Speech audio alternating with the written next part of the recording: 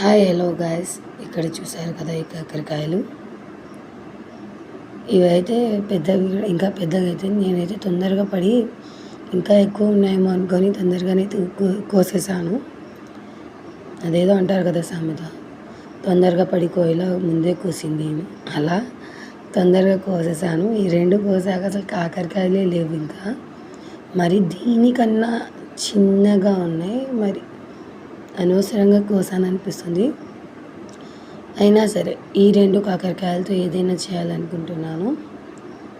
ఏదైనా ఏముంది, మీరు కూడా నాలానే ఇలా రెండో ఒకటి ఉన్న కాకరకాయలు మిగిలే ఉంటాయి కదా ఎప్పుడైనా ఇంట్లో.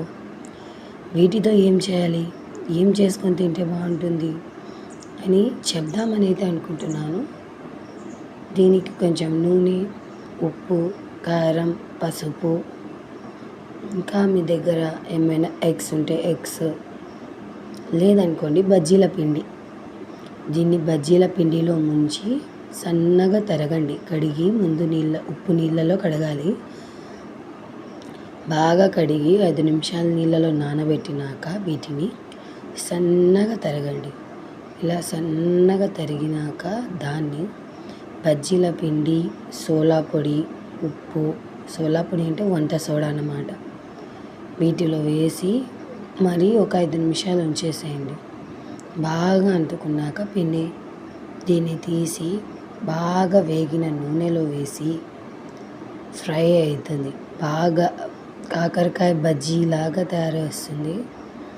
అప్పుడు దీనిలో పక్కన పల్లీల చట్నీ పెట్టుకొని తింటే ఉంటుంది చూడు నా సామిరంగా. ఇలా తినొచ్చండి ఈ వర్షాకాలంలో.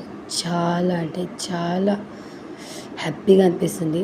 ఇంకా కాకరకాయ ఒంటికి మంచిదే కాబట్టి హెల్తీగా కూడా ఉంటుంది. పచ్చిమిర్చి బజ్జీ తినడం వల్ల కడుపులో మంట వేస్తుంది. అదే ఈ కాకరకాయల బజ్జీ తింటే షుగర్ ఉన్న వాళ్ళకి మంచిది. దెబ్బలు తగిలి ఉంటాయి కదండి, ఎండిపోకుండా రక్తాలు కారుతుంటాయి. అలాంటి వాళ్ళకి ఈ కాకరకాయ అనేది చాలా అంటే చాలా మంచిది. అసలు కాకరకాయ ఏ హెల్త్ విషయానికైనా మంచిది. ఏ దెబ్బ తగిలినా తొందరగా మానిపోతుందండి.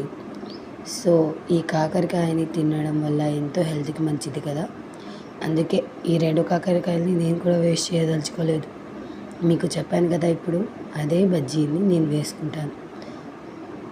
సో నా ఈ వీడియో మీకు యూస్ఫుల్ అయితే కనుక షేర్ చేయండి, సబ్స్క్రైబ్ చేయండి, ప్లీజ్ కామెంట్ చేయండి, లైక్ చేయండి. Please subscribe. Thank you for all watching.